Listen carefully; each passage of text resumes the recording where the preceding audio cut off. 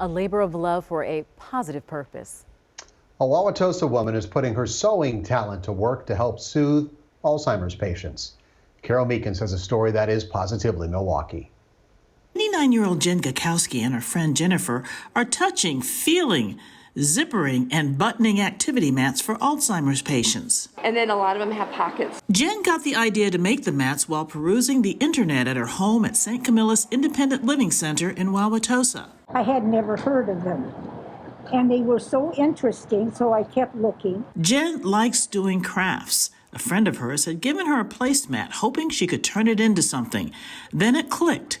Jen could make an activity mat for people with Alzheimer's and dementia. Then my second thought was, well, why would I send it away when we've got our own memory care unit right in my own backyard? The St. Camillus campus has a memory care unit steps away from the Independent Living Center, so patients there can use the mats lovingly sewn by Jen and her friends. We use the mats as part of our sensory stimulation program. Bridget McNair is the Research and Life Enrichment Director at St. Camillus. Sometimes it's hard to communicate with someone who can't verbalize their thoughts or emotions. It works well with those individuals who might, like I said, need an opportunity to use their hands or be able to connect with something that they don't have to really think through a thought process, and it helps them engage with others and their loved one. Each mat is hand-stitched with different kinds of activities.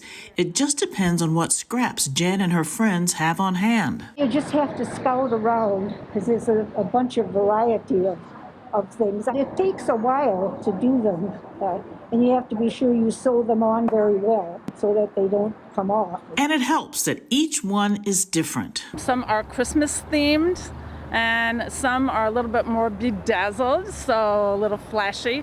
It might capture somebody's attention, so we use their past life history and their known interests and try to match them up with the right quilts. A thoughtful handmade gift for a stranger who might not be able to put their own thoughts into words. We are so thankful for their thoughtfulness and for them reaching out to us and taking the time to use their talents and create something that we could really benefit from. I'm humbled that there is a help to the patients. That's really the bottom line.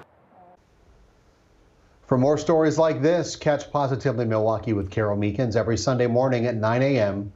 right here on TMJ4.